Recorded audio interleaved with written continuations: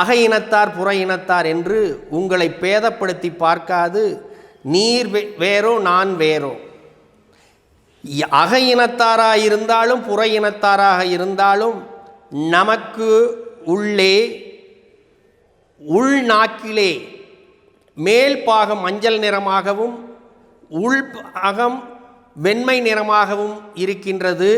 இவை அனைவருக்கும் பொதுவானது.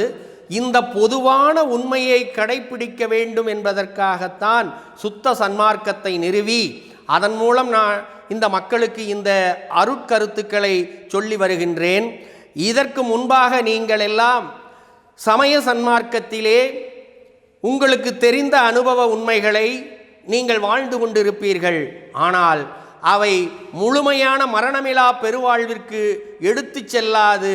மரணமிலா பெருவாழ்வுதான் மனித பிறவியினுடைய நோக்கம் என்ற கருத்திற்கு இந்த அருள் உண்மையை பிரகடனப்படுத்த வேண்டும் என்பதற்காகத்தான் நான் வேறு அல்ல, நீங்கள் வேறு அல்ல, எனக்குள்ளும் உங்களுக்குள்ளும் நிறைந்திருக்கக்கூடிய அமுதம் சுரக்கக்கூடிய மரணமிலா பெருவாழ்வை அளிக்கக்கூடிய அமுதம் சுரக்கக்கூடியது அந்த சிற்சபையிலே இருந்து அமுதம் அனைவருக்கும் சுரக்கும்.